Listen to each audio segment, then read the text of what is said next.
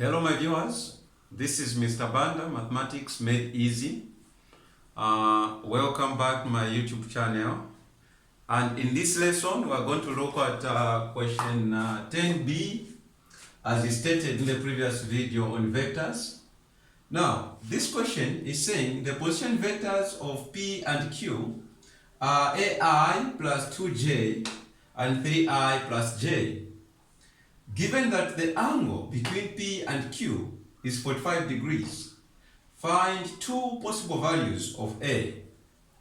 So, in this question, we want to get the possible values of A, given that the angle between the two position vectors is given. Now, take note that an angle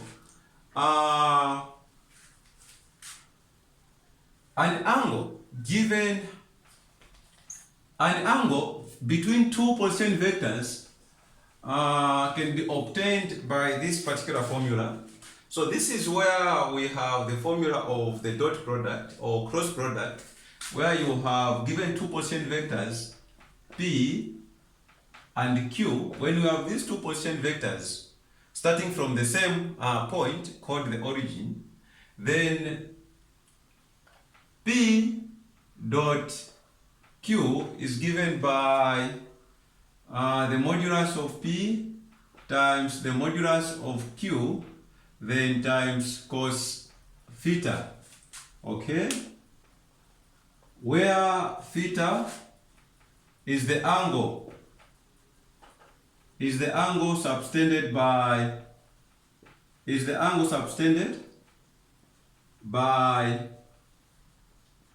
two vectors, or by P and Q, okay?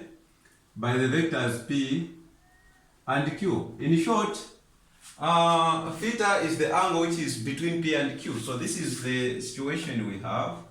We are talking about this being theta. This is P, that is Q, okay? These two are vectors OQ and OP respectively, like that. So how do we solve this question now? How do you get the angle in this case? So you can make cos theta subject to the formula, okay, by saying cos theta is equal to, so you divide by the modulus of P and the modulus of Q, the product of the modulus of P and the modulus of Q, both sides. So you will have P dot Q divided by the modulus of P times the modulus of Q. That's what cos theta is going to be. Now, we are told that this angle is 45 degrees. In short, the angle is given is 45 degrees. So this is going to be equal to cosine 45 degrees is equal to P dot Q over the modulus of P times the modulus of Q. Okay? Now, let us get P dot Q. What is the cross product of P and Q? So, P dot Q is going to be equal to, what is P? P is AI plus 2J. So, that's saying AI plus 2J dot 3I plus J. So, AI dot 3I, that will give us 3A, okay? When you dot AI plus J, that will give us a 0, because when you dot I and J, these two are perpendicular unit vectors, so they'll give you 0. So just dot AI, 3I, you get 3A, then 2J and J, you get a 2. This is 2 times the coefficient of J there, which is 1. So P dot Q is just 3A plus 2, okay? No need for you to dot J and I, or I and J. So you concentrate on just I, then J and J. You get that one. And also, let's get the modulus of P, which is equal to the square root of the component of I. What is the component of I for P? It is A. So that will be the square root of A squared plus, what is the component of j? It's a 1, so plus 1, oh sorry, it's a 2 for p, so it's 2 squared. So the modulus of p is going to be equal to a squared plus 4. What about the modulus of q? What is the modulus of q? This is going to give us what is the position vector of q? It is 3i plus j. So the component of I is a 3, so it's a squared, plus the component of j is a 1, that's the coefficient of j. So this will give you square root of 9 plus 1, which will be square root of 10. Okay, so we have all the necessary information required for us to do this question. So what we are going to have is cosine 45. Now don't forget, 45 is a special angle in trigonometry, whose value is 1 over square root of 2. That is cosine 45 degrees. It's 1 over square root of 2, being equal to p dot q is 3a plus, so you have 3a plus 2 over, what is the modulus of p? So the modulus of p is square root of a squared plus 4 times square root of 10. This is the equation we have, and we are solving for a. Okay, I think I can wrap this side so that we can use this to find or solve this particular equation. So how do we solve for a in this case when you have this equation? So from here we are coming this side. You have 1 over square root of 2 being equal to 3a plus 2 over square root of a squared plus 4 times square root of 10. Now take note that the square root of a squared plus 4 times square root of 10 is going to be equal to the square root of 10 times a squared plus 4. Because of this property of radicals, this is the same as square root of a times square root of b. So the square root of a squared plus 4 times square root of 10 will give us just the square root of a squared plus 4 times 10. That's what we are saying, just to simplify our working. So this will be 1 over square root of 2 being equal to 3a plus 2 over square root of 10 times a squared plus 4.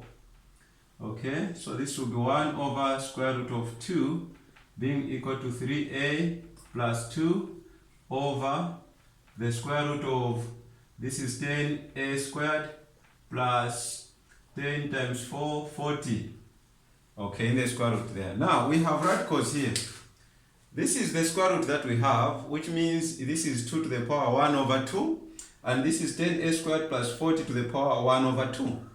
Therefore, for us to do away with the power 1 over 2, you can raise to power 2 both sides. In short, you square both sides. This is going to be equal to 1 over 2.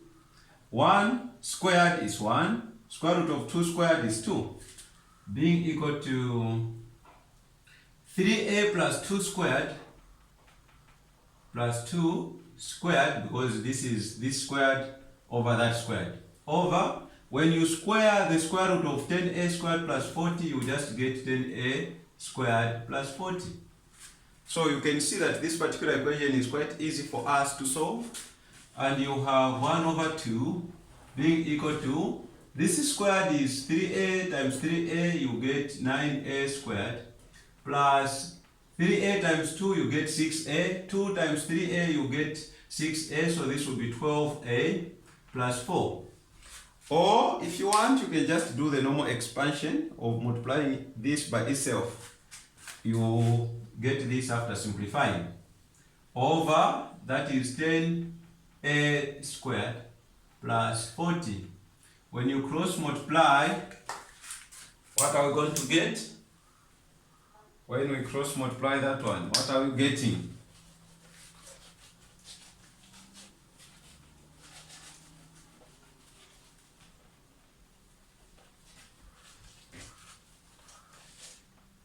So when you cross multiply this, so we are here now, this has taken us here.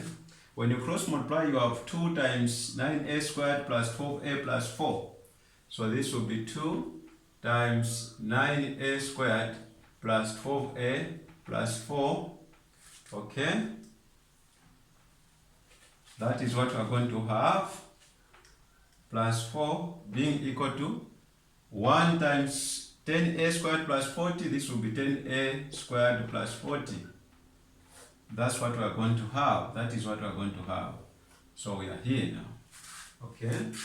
So what do we do here? You expand. 2 times 9a squared, you get 18a squared, plus 2 times 12a, you get 24a, plus 2 times 4, you get 8, being equal to 10a squared plus 40. Then you group like terms, you bring everything here so that you can form a quadratic equation, which is so simple for you and I to solve. So this will be 18a squared minus 10a squared plus 24a plus 8 minus 40 is equal to 0. I've just taken everything here to the left hand side of the equation. This is going to be equal to, what is 18a squared minus 10a squared? That gives us 8a squared plus 24a. 8 minus 42 to be negative 30. 8 minus 40 to be negative 32, being equal to 0. You can divide throughout by 8 as it is the common factor here to simplify our equation. Plus 8 into that is 3a minus 4 is equal to 0. Then you just solve this particular quadratic equation for a. You'll be able to get 2 values of a. You can see that the product here is negative 4 and the sum is 3, meaning factors must be 4 and a negative 1. When you multiply this, they'll give you that. When you add, you get 3. So that would be a squared minus a plus 4a minus 4 is 0. A is common. You have a minus 1. 4 is common. A minus 1 is 0, meaning that a minus 1 or a plus 4 is equal to 0, implying that a is equal to 1 or a is equal to negative 4. These are 2 possible values of a. I hope this was quite interesting and you are able to benefit from this working. Thank you so much and God bless you all.